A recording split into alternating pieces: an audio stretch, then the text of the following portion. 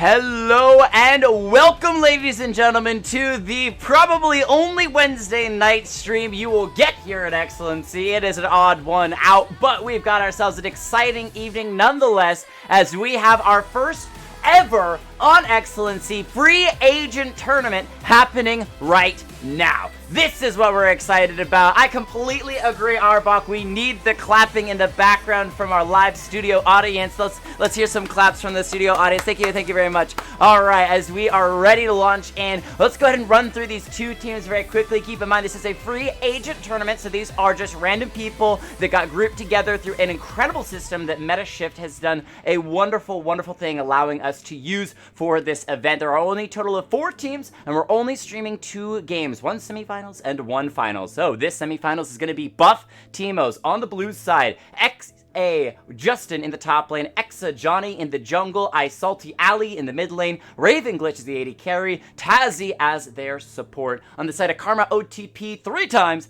it's the Karma OTP in the top lane, SMM Snyderman in the jungle, Sleepily as their mid laner, Jaw as the AD carry, and Left Aid, one of XLNC's own, coming in as their support to round things out. So, considering that we do not know a whole lot about this game, these players, considering it is a free agent event, we really don't know much about any of them besides Left Aid. We know that he is a big-time support player. He was all the way up. I'm not going to go too much detail about his past, but he plays extremely well as a support, and so we are excited to see what he brings to the table. I know he plays a lot of Rakan. Maybe we'll see that banned away. He also is really good on just generally engaged champions. We could potentially see a first pick Xayah and Rakan if neither of them are banned away from the side of Buff Teemos, as it is up to them to try to see what they can do. Oh, Smartest is online right now. Oh, wait, hold on. Wait. 1 sec. Left. Hop into spectate. Real quick. Can we get Smartest in here? Do we get Smartest in here? This would be awesome if we could. Alright. Smartest. Let's call him up. Let's see if we can make it happen.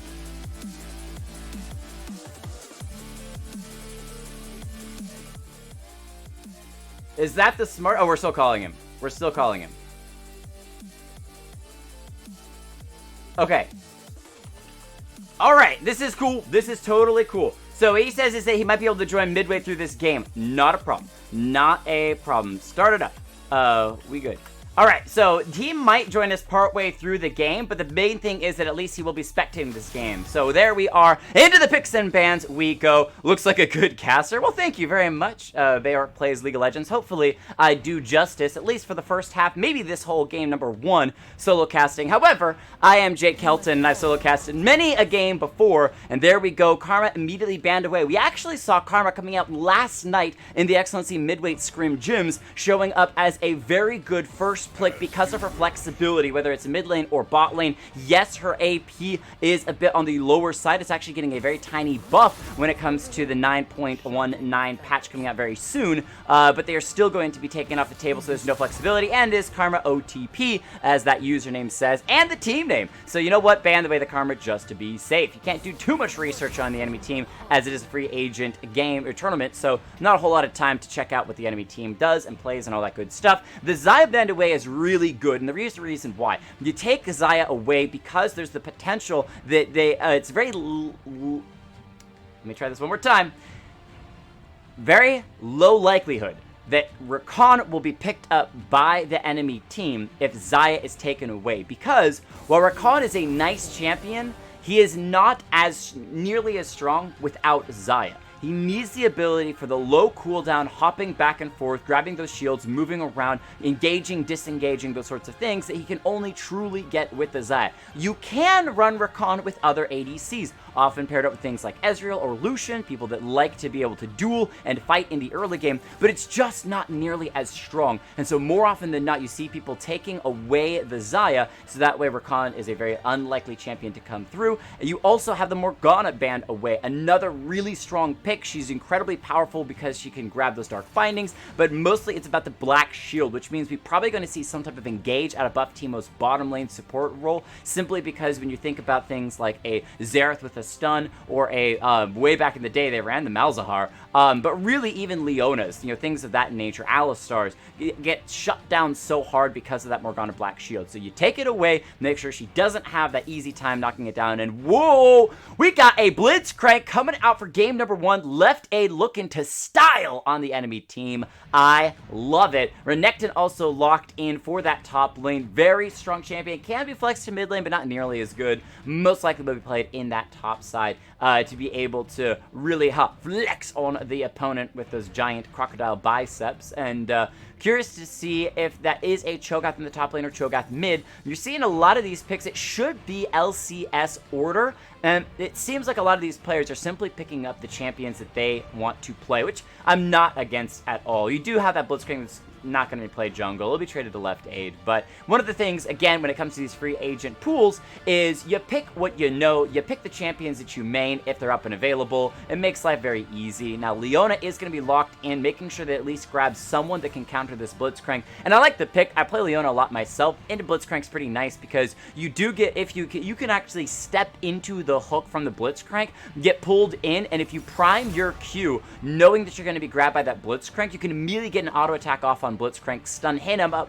before he can get the knock up onto you, and there is some pretty nice kind of trading going around because you're going to be a super tanky Leona. You're okay with taking those trades into a Blitzcrank. Even early, you're not going to have some crazy shields like a Nami, or it's not a Nami. What am I thinking of for shields? I guess Rakan does have shields, but Karma also has shields. That Blitzcrank breaks with his ultimate. It's stat buffs that she gets on her W, not hard shield. So no shield breaker going to be coming through with the Leona picked up. That said, there is a Renekton in the game as well, so it's shield breakers for days from the side of Karma OTP 3 times, which means that we could see the side of buff Teemos having to kind of play around that. You don't want to pick up champions that have big shield because you're going to lose them quite quickly in those fights, especially against multiple members that have that shield breaker. Lucian grabbed as the ADC for Karma OTP. Decently good into, with Blitzcrank, and the main reason why is because his Relentless Pursuit can escape from Leona's Zenith Blade, but you also have his just constant harassment of damage, constant poking away, constant pew pew with the passive twin shot. I think it's like dual something. I'll remember it in a moment here. And with Blitzcrank, the key is that the ADC needs a little bit of self-sustain. Blitzcrank has great peel, but has incredibly low damage. Even if you run him full AP, it takes about 2 items for an AP Blitzcrank to really start to hurt. And so most likely going to be played for the cooldowns, the utility, and the peel. And Lucian has built-in self-peel already. So when you're combining the two of them together, it makes her a very hard lane to actually stick on someone and find a kill, which is what Leona wants to do. She wants to sit there, CC lock someone for days, pair up maybe with a Vayne. There's that Kai'Sa, Caitlyn, and Sivir all banned away. So Karma OTP 3 times, really pinching the AD carry pool. So he might get a Twitch. Raven glitch. Is it going to be switch? Oh, switching to the Ranger of the Varus coming in, making sure that his ultimate can layer even more CC. We have a small bit of some Void coming through. TFT Void buffs, Cho'Gath, and that Varus. We need one more Void in the mid lane. Give me a Kassadin or something. Just kidding. There's actually a lot of Void champions you can run in mid, but looking to be the Orianna. This is where you pair the Leona hard CC with the Solar Flare ultimate, with the Varus ultimate. It's, as long as you're within range, it's not a super difficult ability to land. The enemy team, if they have flash, should see it coming and should flash away, but you pick someone that you know doesn't have flash. Throw that ultimate on them, get those chains of corruption leaking through everyone. I think that's actually Morgana's ultimate. But you get those chains hooking down people, and you start to layer that CC, and then you have Orianna for the massive shockwave damage in big grouped fights. And with that, Skarner locked in as the jungler for Karma OTP.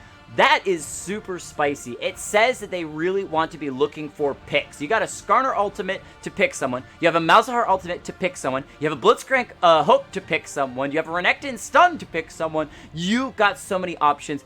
but this is a little bit of a protect the carry composition. Malzahar and Lucian are going to be the heavy damage dealers within that team. They do have a potential to build a Bruiser Renekton in the top lane, but most likely they're going to be wanting him to be leaning more into the tankier side of things, so he can be a frontline with the Skarner and that Blitzcrank. Let the Malzahar and Lucian do work and make sure that they stay alive so they can actually kill people when you're looking for those fights. I want to see Karma OTP 3 times focus heavily on the dragons this game, because Malzahar with an Infernal, Lucian with a Mountain Drake, Skarner with a Wind Drake, these are all champions that love to have those dragon buffs, and they have a team composition with the double TPs in the Malzahar and Renekton that should be able to contest these. One of those things as well, you start to take down that Drake, somebody, especially the enemy team jungler, might come looking to see if they can steal it away, get those wards over the wall, let Blitzcrank hook them, pull them into the dragon pit, and kill them before that Drake goes down, and then you can finish off the Drake afterwards. So there's going to be some playing around the health of these neutral objectives, but Blitzcrank is a fantastic champion when contesting those neutral objectives, or at least starting them up, because the enemy team, more often than not, a couple people will come first just to check and say, hey, who's there? If they don't have wards, get a little bit of vision, and Blitzcrank could hook them before the rest of the team is actually there to get a full fight going on. So, on the side of buff Teemos, we've got ourselves a bit of a nice 5v5. You've got a lot of CC lock, as I said, with Leona, Varus, Orianna. You also have that Kindred ultimate to reset fights if things get a little bit too hairy, but they are looking for late game. You got a Cho'Gath, who as the game progresses later and later, gets insane. Kindred needs her 4 stacks, but would really like to get more than that to come online and really start to hurt. You also have the Orianna and Varus, that the two of them can pop nearly anyone on the Karma OTP, except maybe the Skarner late game, as long as they're able to land some of that initial CC and are able to lock them down. And so I think that from the buff Teemos, more than likely it is going to be surviving the laning phase, waiting for Kindred to get her stacks, maybe looking for an Orianna Kindred roam either into the top lane or bot lane if they can get the wave pushed out, which against Malzahar is very difficult. But it's going to be delaying until they get to, 2 item spikes on Varus. Leona's got at least 1 major tanky item. Kindred can get her 4 stacks. And then you start to look for collapsing and playing around a numbers advantage, which requires playing around vision. And so I really want to see from buff Teemos a lot of vision, a lot of warding, a lot of paying attention to River and the movement from Karma OTP, especially because Skarner is just so incredibly fast, scurrying around the map looking for those plays. So quickly jumping back to the Twitch chat, Picklesnot, good to have you here. Welcome to coming on in. Smartest dropping that mic drop with the pew pew thrown in as well. Varus isn't Void. Wait, what? No, he's Sorcerer Ranger, isn't he? Thank you, Picklesnot, for correcting me. Varus is Sorcerer Ranger in TFT. I forgot about that, but he's purple. Come on, he's purple. I know that he's actually dark and not Void, but Hey, Vu TV, welcome to the stream. Demon Ranger? Wait, what? Maybe this is why I lose all of my TFT games. Maybe this is why. Because I don't even know that he's a Demon Ranger. Not Sorcerer. I don't know why I was thinking of him as a Sorcerer. But you're right. You're so right. I'm benched. I'm benched from TFT. Don't let me shoutcast TFT yet, guys. I'm still learning. I got some learning to do. I will get there, no sweat. Love the High Noon Illusion skin coming in, hinting at these new High Noon skins that are coming out, and boy, are they purty. I myself may have to pick up the High Noon Ash skin, even though I don't play Ash, just because that skin splash art is just ridiculously good. I might even throw it on the background of my computer. It's so darn good. But, lots of extra skins coming through as well. Shadow Prince Malzahar, Earthrune Skarner, Pool Party Renekton, and Riot Blitzcrank to round us out with full 5 skins on the side of Karma OTP. Buff Teemos got the Darkscar Cho'Gath, Shadowfire Kindred, Victorious Orianna, Darkstar Varus, and Iron Solari Leona. So you got a bit of the Darkstar Varus and Cho'Gath synergy, you got a bit of the Victorious Orianna and Iron Solari Leona synergy going on, and then Kindred, kind of a mix of the two. I do have to say that's probably my favorite Kindred skin out of all the ones that are currently available. It's a pretty stellar skin. It's got some really good visuals in game, but If I had to predict a team that would come out with the win, most likely I would say Karma OTP. And the reason why is because their ease of execution is just so much better than buff Teemos. All it takes is a Skarner ultimate to pick off some member of the enemy team. Now, his targets will be a little bit limited, but Orianna, not a highly mobile champion. You look at the Kindred, you can drag her off of her ultimate. You look at the Varus, if his ult is down and his flash is down, he's gonna be grabbed. It's gonna come down to Tazy on this Leona for peeling the Varus, but usually Leona, she's going forward with the Zenith Blade. She's looking to engage. We're into semifinals, game number 1 of the night. Buff Teemos taking on Karma OTP 3X, and here we go. It's gonna be a spicy game number 1. I can already feel it, mostly based around the fact that when it comes to the compositions, both of these compositions and plays individually are champions that like to make plays. They're not super passive. Sejuani's kind of that you have hard farm until you hit level 6, then you look for ganks. This is a Blitzcrank starting off. He's going to run down here. Leona's seeing the entire 5-man invade from Karma OTP. Left aid, going to catch sight of Leona. He could try to flash for a hook, but Leona's going to have flash up available as well. And without seeing anyone else that's sitting in the shop chatting with their team doing nothing, they back away. Big thing though, Buff Teemos did not ward that tri-brush, so this invade from Karma OTP is still going to be going through. No one's seen them just yet. Blitzcrank could throw a hook into Raven Glitch. They're going to see Snyderman. So Raven Glitch backs away. They grab that Spire for the Skarner. And then back away. Alright, so not going to do anything crazy. I'm surprised Left A didn't try to drop a ward down. Oh, there he goes. No, wait, actually, that was Johnny that dropped a ward in that brush. So he dropped in the middle of the lane just to catch sight of where the jungler from Buff Teemos might go to as they come by that buff. Their Spire is going to be re-grabbed by Buff Teemos, so no chance for Skarner to steal it away. And everyone just heads back to their own side of the map to start things off in a less than spicy manner, but that's okay. Better safe than sorry, especially when these games are best of 1. Super Galaxy Kindred. Okay, that skin is cool, but I think there's better Super Galaxy skins. I mean, come on. Cubby, how's it going? I don't think that I got your message on Discord. You probably sent it to me and I just didn't read about what event you're casting this weekend. But I really want to know. Not traveling to cast. Oh, good friend getting married. Well, congratulations to them. Congratulations and salutations to them on their marriage. Hope that it's a fantastic one. I know that I love my marriage. My wifey puts up so much for me to be able to do this, and I greatly appreciate her giving me the time to shoutcast for all you guys. I have a blast doing that. So, starting off, things are just a bit slow. Everyone's trying to hit their level 2s, level 3s. Blitzcrank can engage level 1, but it's only a hook. He really wants to get that punch. There's the level 2. Now he's going to be stepping forward, throws out that hook, but Varus is going to sidestep it. Good move from Raven Glitch, predicting where that hook was going to go. Just steps to the side and avoids it. You can see the left aid and Jaw really hard pushing this bottom lane, wanting to get that early level 2, and they have it, so they should be able to extend that lead. Well, I would honestly say extend too far. There's just a nice wave for Raven Glitch to pick up, and Leona, a bit difficult to play into. She's going to hit that level 2, so she could try to engage herself with Zenith Blade and Stun now that she has both of them. Again, another champion that at level 1, little bit difficult to actually find a good engagement off. Oh, Blitzcrank does land that hook onto the Varus. He's going to be a little bit of trouble. I don't think he's going to go down, though. He's got the heal. He could flash away as well. Ignite ticking down. Blitzcrank taking one shot, but doesn't take too much damage from that good hook and good play by the bot lane of Karma OTP 3X. Top lane, Bruiser versus Bruiser. Just going for farm right now. Getting a little bit of harassment on each other, but that's what you do up there. Slice and dice from Renekton, getting a nice cleave.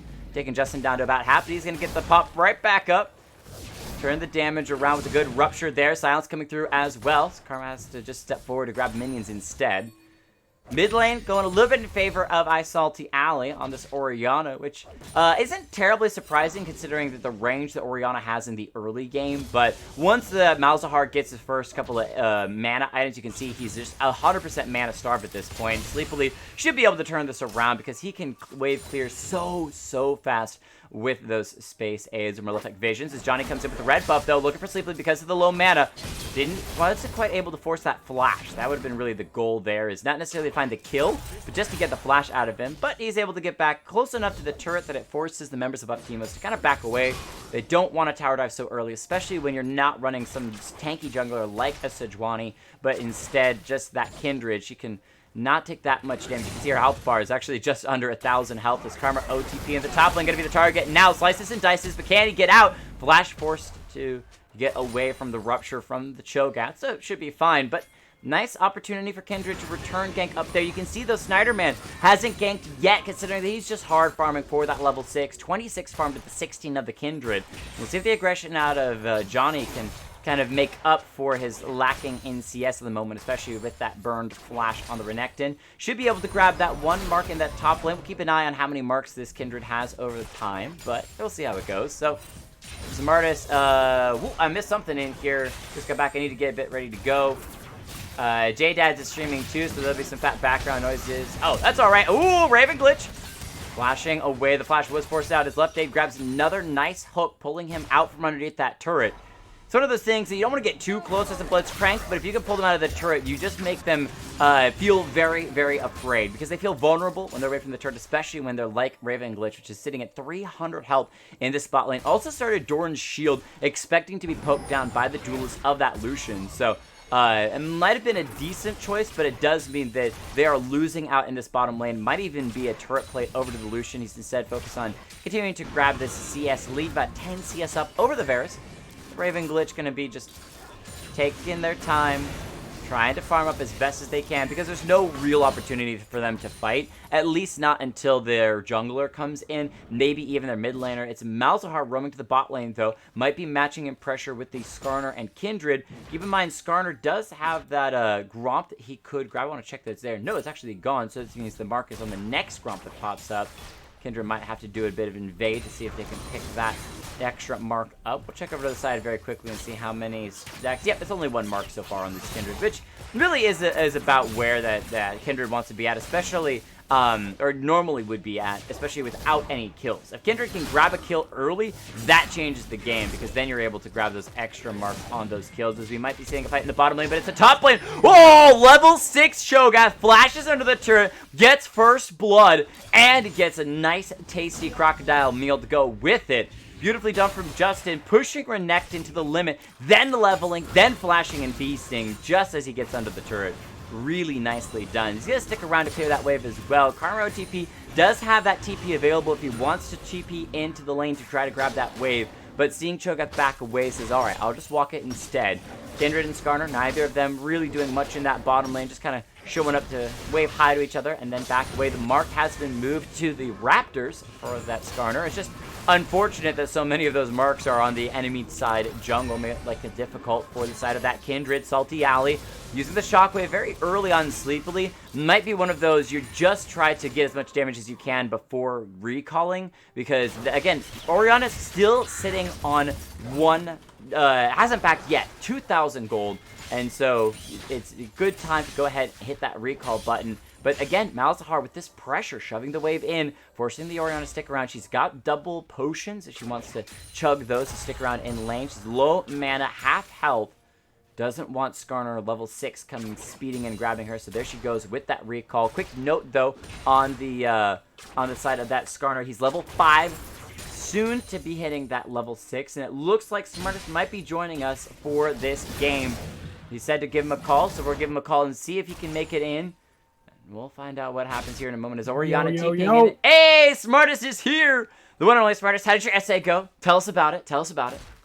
I want to never talk about it. That's what I want to do. Oh, okay. Never mind that. We're not going to talk about the essay, but instead you can write a new essay with your words, as we are about 8 minutes, a little bit over that, into this game. A Windrake starting the game off. You should be at the same time, but let's just double check really quickly. 8 minutes and 27 seconds, 28, 29... 30. Good enough as Good enough. Yeah, that's a nice hook onto Orianna or Leona, but she's pretty tanky. She does flash away to that turret, so Flash did get burned. But again, you can see though why you take Leona's into Blitzcranks, because she took all of the damage from Karma OTP and almost walked out with it. Only reason for the flash was that Skarner was coming speeding in. Yeah, I mean, Varus on a pretty safe lane, but I mean, you can tell that they're getting bullied super hard with that 20-30 CS lead on the Lucian. So yes, Varus does scale in pretty well, but I mean, mid-game, this Lucian's going to be an absolute monster. And I'm actually really surprised that Renekton's losing this hard in CS on the top side into that Cho'Gath. Oh, Kindred's not level 5 for this fight. Level 5 to level 6 of Snyder mid. However, that Kindred's got a lot of damage. Red buff on Center Man flashing forward, trying to get the slowdown. Not going to be enough now. Johnny running away from the calling out of Jaw. He's got that kill. It's a 1-for-1 kill so far as Johnny Now going down, Tazzy trying to engage, but only finds the Blitzcrank. Lucian so mobile now with that blue buff and the Relentless Pursuit. They back There's away. 5 with no mana. There's still an opportunity to go for that Wind Drake up and available, but they're just going to go for clearing waves instead. Yeah, Skarner is probably not feeling too crazy confident in a Dragon play, sitting at like 25% HP. Oh, the combo, it's not going to be enough. Yep, has to fetch. Wait a second. Salty, Malefic Vision's ticking away. I don't think it'll find the kill. Malzahar is saying, alright, I'll go ahead and back away. Try to keep myself, just not over-engage on that Orianna, especially when you don't know where the enemy team jungler is. Yeah. Yeah. Oh, wait, that's almost like what's a 35 CS deficit, though. That's going to be really hard. The problem is even when Varus goes to back if he wants to, he's going to have enough for Cutlass, whereas this Lucian should have almost enough for full Essence Reaver, which is going to be pretty gross. I think that's what he's building. I don't even know what Lucian's built these days. Lucian's not really one of the most popular AD carries right now. To be fair, neither is Varus. Only time you usually see Varus is with TK, so I'm really surprised to see it here, actually. Off-meta champions with the Blitzcrank as well in that bot lane. So either way, they're doing just fine. 40 CS up, taking 2 plates already. Might be trying to grab a 3rd one here as well. So they have a good gold lead in this bottom lane. But it's paired up with the top lane, the Cho'Gath, 30 CS up over Renekton. So that's why the gold is actually pretty close even between the two. Only that 500 gold separating them for Karma OTP. The reason I'm so confused is because it's not even like it's tank Cho'Gath with this, massive beefiness and all the armor that you struggle to pierce through. It's full AP. He's got 2 Doran's rings and a lost chapter. So why the Renekton hasn't been able to bully him is beyond me. Maybe because Renekton died first blood and has been on the back foot ever since, and needs to be, again, it's about keeping track of where the enemy team jungler is. His flash was down for a very long time in the early game because of that engagement from the Kindred, and then he died to the Cho'Gath in the solo fight. So now that he has that flash back up and available, he could try to actually fight the Cho'Gath. We do have Skarner, though, Snyderman hovering around this mid lane. Not going to find any window to start a fight. Yeah, Malzahar is still sitting on roughly 800 something gold, so he doesn't quite have the first item completed yet. The Glacial Augment on the Cho'Gath. Well, that's going to be finding the knockup with a Rupture. The minions are poking away. Your next trying to play around it. Does back away for now. Oh, he misses the Q, though. Slice and dice up for Renekton if he does want to try to continue the fight. Looking for the farm instead. Karma OTP, there were several windows of opportunity there, but he's either been scarred too many times in that lane, and oh man, the damage. Lands the hook. Tazzy in trouble. The calling gonna come out, but it's only gonna land mostly onto that Varus as he's been protecting the Leona, not the way you really normally have it. A Decider comes into that mid lane looking for Ice Ulti. The shotgun's gonna miss. The stun is gonna land onto Orianna, but now it's gonna be Skarner saying, hold on a second, I didn't sign up for a 2-man fight. Backing away, but still falling. Kindred picking up the kill and the extra mark. There is a mark on the Scuttle Crab as well. I want to check very quickly on how many stacks this the Kindred actually has. Only 1? Alright, just kidding. She only has 1 mark. Yeah, only has 1 stack. It's really tough to invade a Skarner, to be fair. It's pretty... Holy, wait a second. That's not 28 peanut damage, 28 minute peanut damage. That Orianna QW just did a third of Malzahar's HP. That Luden's Echo. Again, the fact that Orianna has a completed item and Malzahar is still sitting on the lost chapter. Yes, he's sitting on 1250 gold to back on, but that's not enough to get the Ludens himself. It's because he invested money into the boots, into the Darksteel. That's what's putting him behind Orianna. Oh, it seems to be going on the first item. He's just elected for some more utility. But I mean, I don't know if I necessarily would have gone that route. We see him now TPing back in the lane with Lucidity Rush. Not at all what I was expecting. It's a tough call when you're doing something like this, Malzahar, because, again, he snowballs so very well, and you say, hey, if we get any early skirmishes and I can find some kills, getting that Dark Seal can absolutely pay off. However, the last couple of fights, especially getting chunked out by that Orianna, has not worked out well for him to find those assists or kills, and so, considering we're only 3 kills in a 14-minute game, it's not paying off, at least not so far, as the side of Karma OTP going to group around that Wind Drake, finally picking it up. I think they should have tried for it a while ago, especially with that powerhouse in the bottom lane of the Lucian and the Blitzcrank. They grab it for themselves. Much easier for Skarner to engage, as well as Malzahar, to find those ultimates.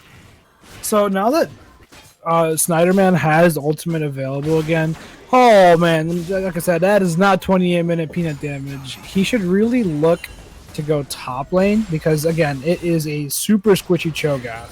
I mean, if you ult the Cho'Gath, bring him to Renekton, there's no reason why you should be able to burst him down between the Renekton damage and the Skarner damage. I don't really like the itemization of Renekton here. He took the Tiamat rush. I guess you want I get you want wave clear, maybe trying to match Cho'Gath wave clear, something like that. Yeah, I think the execution of calling is pretty smart if you're trying to deal with the sustain that Cho'Gath brings to the lane. But I mean, honestly, I would have liked to see if it was tank Cho'Gath a Black Cleaver rush. And because it's squishy Cho, I think honestly a lethality rush would have been fine here. It's gonna be a squishy hurting Cho as he will feast down left aid, take the Blitzcrank off the table. I'm not sure metal tastes very good, but maybe the corrosive spit of that Cho'Gath can help out pick that up. Rip Herald now popped into that mid lane, so we might be seeing a fight around this mid lane first tier turret. Already one turret of the game was grabbed by Karma OTP in the bot lane, so no first turret of the game gold, but it will be nice to crack open the base. Calling for the Lucian, gonna drop Shelly down just a little bit, but nobody can get behind to actually drop the eye. The Skarner's gonna be the target. He's gonna be dropping low and will fall. Malzahar ultimate is down, locking Leon underneath the turret, so it's a 1-for-1 trade so far. Kindred keeping the team of Buff Teemos alive. Will Orianna picks up 2. Renekton and the Lucian both fall. They've got themselves the turret down to half. They've taken 3 members for 1. A very nice trade for Buff Teemos. See if they can actually finish off the turret now with a 4 versus 3 push. Blitzcrank back up and available. Hooks in that Orianna gets the ultimate down as well. The Ignite taking away, but it's not enough damage. Malzahar is just so short on cooldowns, but not short enough to not take down Cho'Gath. So they get 1 back. Salty Alley, very low health, but still staying forward enough. This is so dangerous because Blitzcrank has the hook, but he misses. He was trying to get that flash hook down. Not going to land. Does get that Orianna, just sidestepping it away. Yeah, he tried to be a hero. Gotta respect it. Gotta respect the attempt. Honestly, though, like, also, when you're this far ahead in the bot lane, there's really no reason to not rush Mobies as fast as you can. Let Blitzcrank roam around the map, put some pressure down. I think the only place that's really risky for him maybe is top lane. I mean, if Renekton, who is definitely playing very scared, says, I just don't want to fight him. Even if we can kill him, it's too much of a risk factor. I don't want to fight him. And in that case, I mean, just look to just pull Orianna. Because if Blitzcrank pulls Orianna, they should be able to burst her down with Malzahar because Blitzcrank can erase the shield. Right? He can erase the Orianna shield with his ultimate. Right, and that's a big factor we got to watch out for is that Orianna, because both Renekton and the Blitzcrank can take away the shield. Didn't need it when fighting Lucian, just exploded him 3-0-2. Salty Alley saying, hey, teams, if you're looking for a mid laner, sign me up. Having a very good game so far, 166 CS, 10 CS still up over that Malzahar, who at this point should be dominating in CS lead, but considering how fast he can wave clear. I mean, the Orianna has plus 33 Magic Pen. Is a burst champion versus the Lucian who has essence. Okay. So Rupture from Cho'Gath will miss. Just force that flash out of Sleepily. Not the flash that Karma OTP wanted to have burned. It's an engage opportunity for Sleepily. The heal now be struggling to have Johnny coming around the corner with that. Kindred in the top lane could drop that ultimate underneath the turret and set up for a dive onto Snyderman. This Skarner in a bit of trouble. He's got that Wind Drake behind him, pushing him along if he wants to try to escape. He's going to stick around, flash away from the Kindred so far. He's looking for Salty Alley for that ultimate. He just starts it on Kindred. It goes down. Lucian coming up, but he lost this fight earlier with Orianna. He's got a TPing and Renekton to that top lane turret to maybe help him out. Members of Karma OTP collapsing, but that means Buff Teemos are all pulling away. And just for reference, I said that Orianna has 33 Magic Pen. Can you guess how much magic resist Lucian has? None. 33. Oh. So Orianna is actually doing true damage. Oh, magic defense. Excuse me. I was thinking magic penetration. I was like, I don't know why Lucian would have magic penetration. Did I say magic point? Yeah, so that is true damage from that Orianna. And she's got a Luden's Echo as well as that Oblivion Orb already completed. That hurts a lot. There's no way that this Lucian's killing Orianna unless he can sustain through it. But in order to do that, again, he would have needed to have more itemization. he would have needed, you know, like some actual burst in there, because Essence Reaver Cutlass is more like sustained damage, and it's not at all high damage. So what are you gonna do into an Orianna full combo?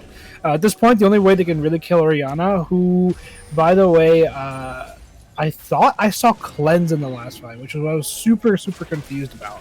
Like, wait, this Orianna has TP, but it may have been the phase rush proc. Cloud is up. A second Cloud Drake for red side with Skarner would be very good for them, but I don't know if they can contest this. The one thing that they do have, though, is the Blitzcrank.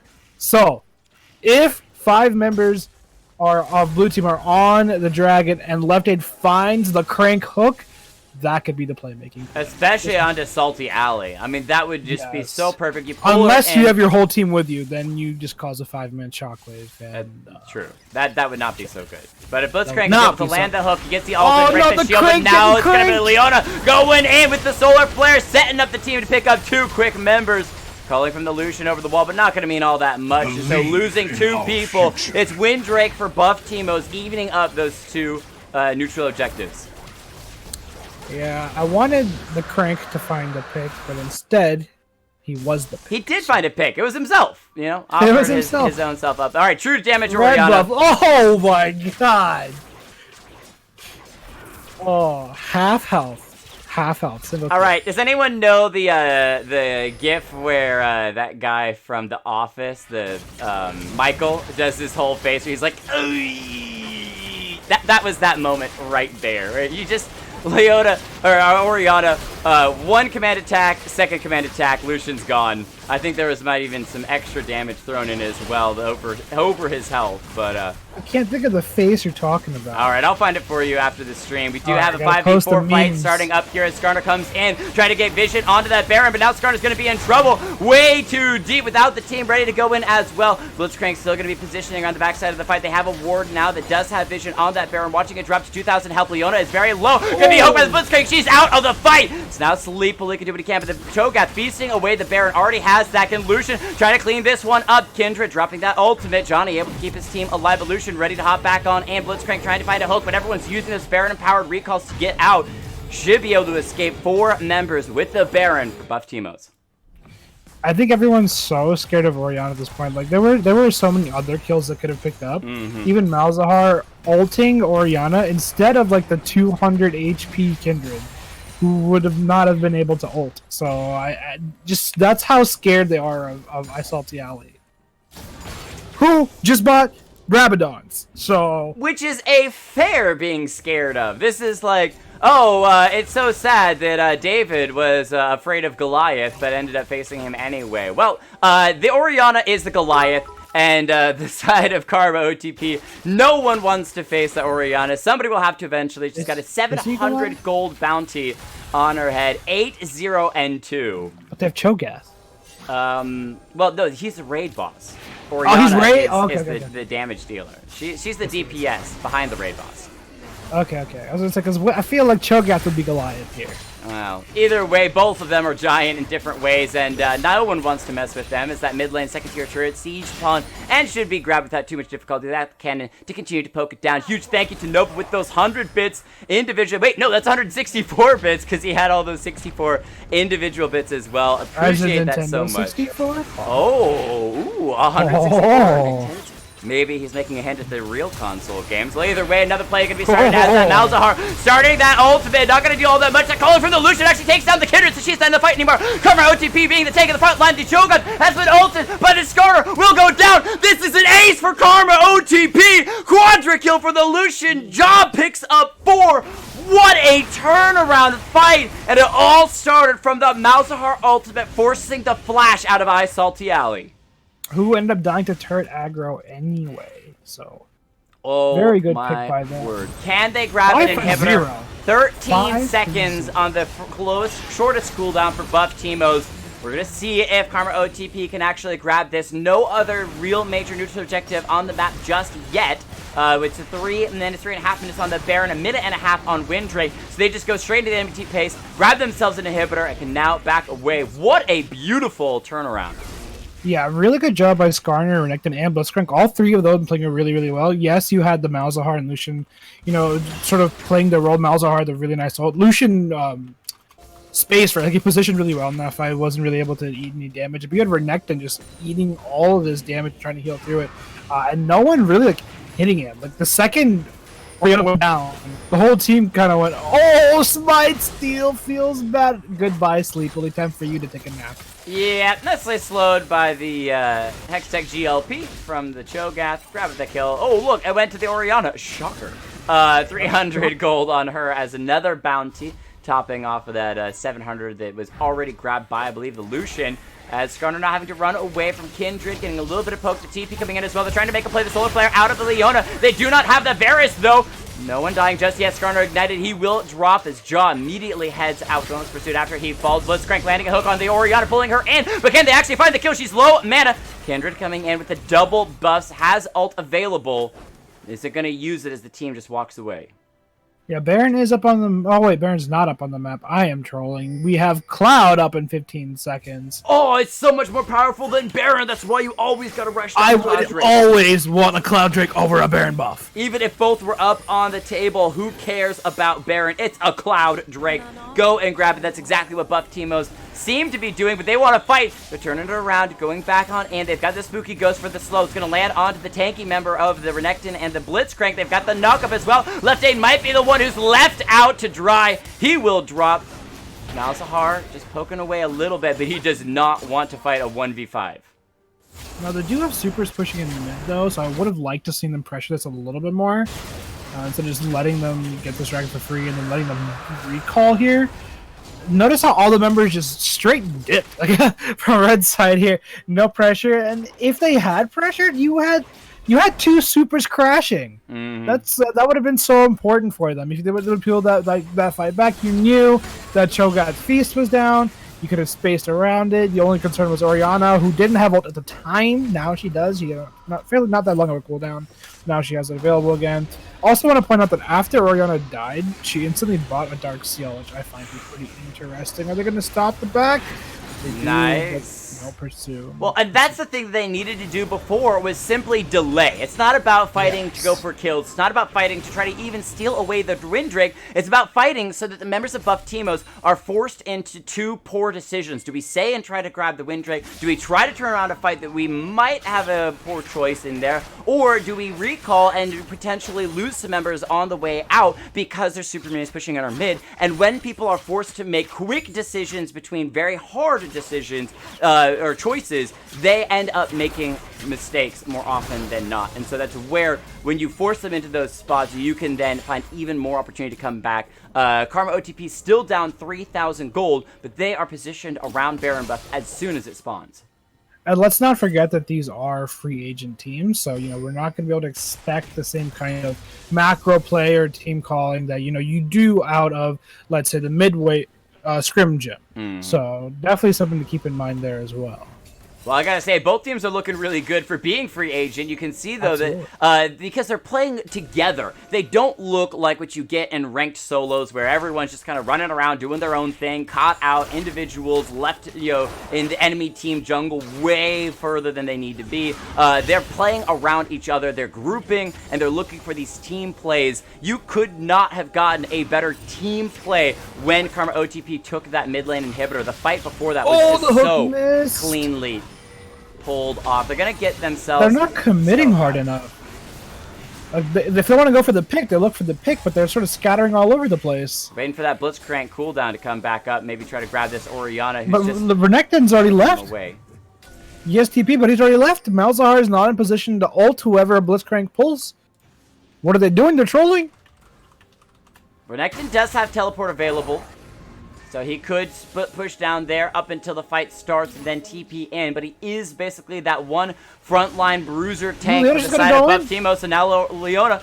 Oh, she didn't even Zenith's Blade in. She's just stepping forward. There it is, jumping under the Malzahar, finds the stun, Solar Flare. He's going to flash it, so he's out, but the Cho'Gath is just chasing him down. Not going to get the Rupture. Now the TP coming in. What the feast? plus the Orianna damage as well. Malzahar's already gone. He immediately, Renekton TP's in, flashes over the wall. Leona chasing him down. There is a Blitzcrank and a Lucian on the backside of the fight. They find a hook onto the Orianna. They get the shield breaker. She's down. The silence onto the Skarner. He slowed Satterman. Can you escape? He avoids the knockup for a moment. Sidestepping back and forth he goes, just delaying a little bit longer, trying to save the rest of his team some opportunity to turn these fights around. It's a 3 versus 3 at the moment as 2 members from each team have fallen. Cho'Gath is still super tanky. Kindred does a lot of damage, but Jaw has been practically untouched. Now he's going to be touched a little bit. Kindred's gone with another hook from the Blitzcrank. Can they actually have enough pressure to now go for the Baron, considering the 2 tanky members of Cho'Gath and Leona are still alive, but they're tanky. They don't deal that much. Oh, excuse me. Cho'Gath deals damage, but Leona doesn't deal any damage. Cho'Gath's feast just came up.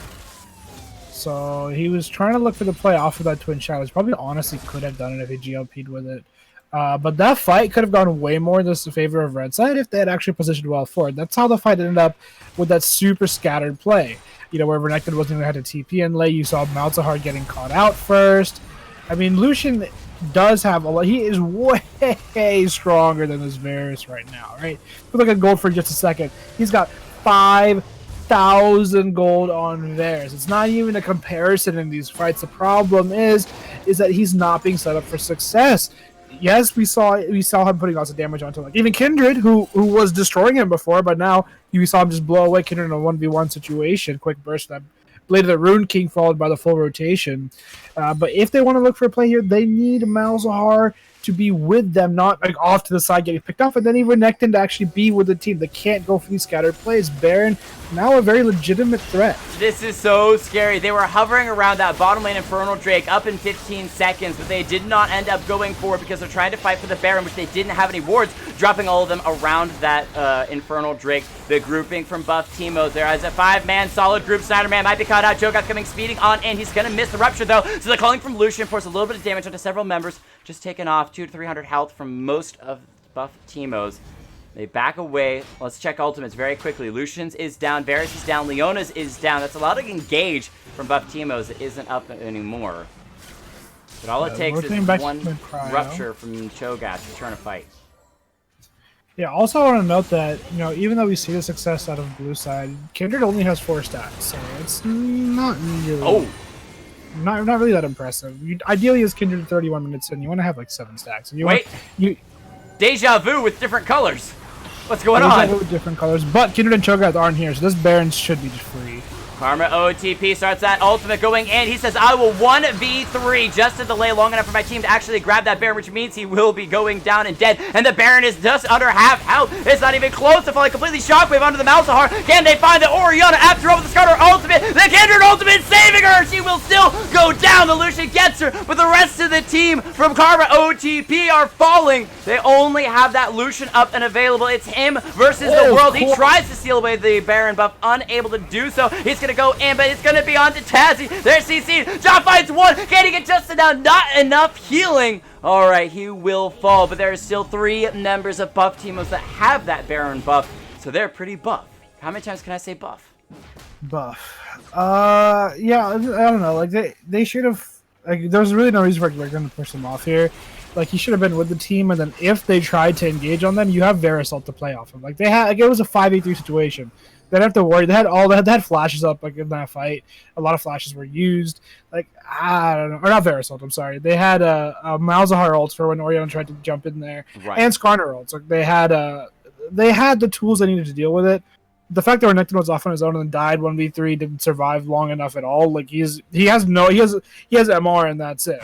But he's not surviving against the damage coming out of Varus, who, even though he's behind, he has a lot of attack speed. Like, it's not as much damage as Lucian, but he's still gonna hurt. Like, if you're eating 45,000 autos per second.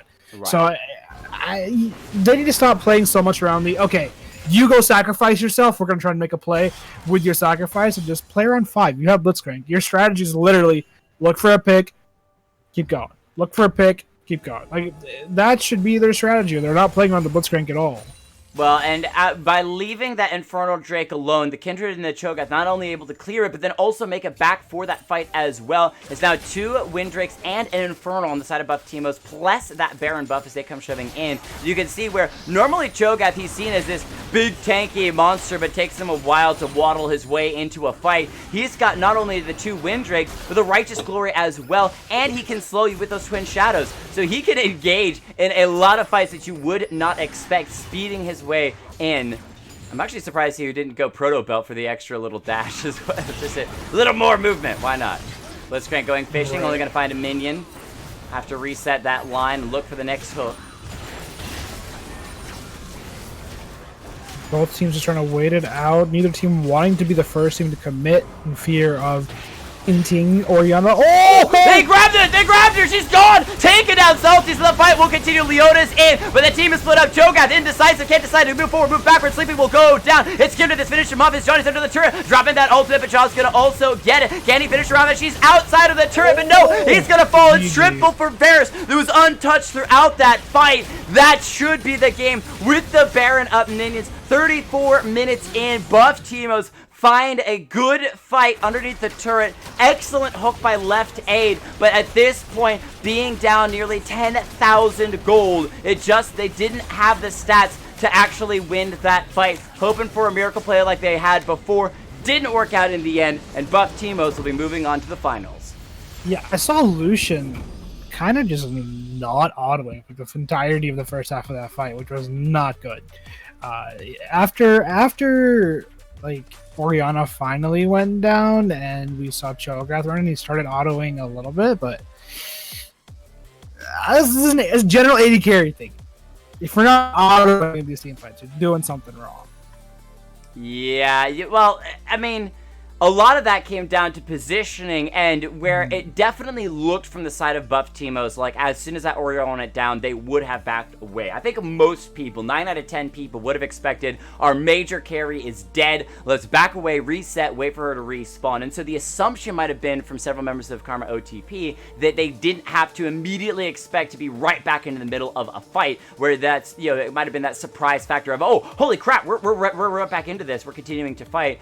He tried to play around the Kindred, but she used her flash to get out of that last bit of damage, even leaving her own ultimate just to escape from the Lucian, and then Cho'Gath and the Varus, who was basically untouched. He threw out that ultimate as soon as Orianna was grabbed. That's what led into that fight, because people were continuously chained up, and no one else could actually get onto that Varus, and so Raven Glitch in the end came through, cleaned up the rest of that fight, and gave themselves that team victory. Really nice double kill off the Q. Also, Jaw, this is a disclaimer. You can't buy both Phantom Dancer and Hex Drink. It doesn't work. They have the same passive name. They don't stack. Just so you know, for future reference, if you're listening to this, don't build both of them. Either build Hex Drinker or build Phantom Dancer, build something else with the other one, because you're actually losing an item by doing that. I think they grabbed the Phantom Dancer first and then realized how much damage that Orianna was doing and was like, hey, Hex Drinker is a really good item. I should grab that so I have more magic resist.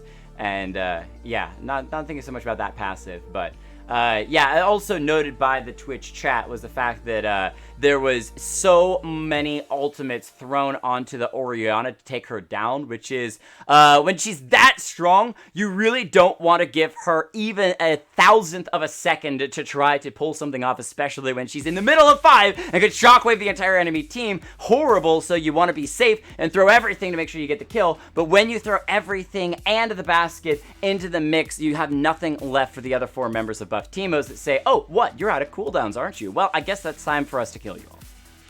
Absolutely. With that, I think we're going to go ahead and take a quick break to set up game number 2. I believe we only have 4 teams competing tonight in this tournament, correct? Yes, and due to time constraints, was decided by the organizer of this event. We are going to be moving directly on to the finals after this game, so unfortunately we won't get to see the other semifinals, but you will get to see buff Teemos returning, and maybe they will be the team that, who knows? After this, friendships are founded, maybe they will turn into their own team. Don't even need to worry about trying to get onto a different team, showcasing here on the stream, and instead say, hey, let's just make a team. Either way, we're going to take a very quick break. We will be right back.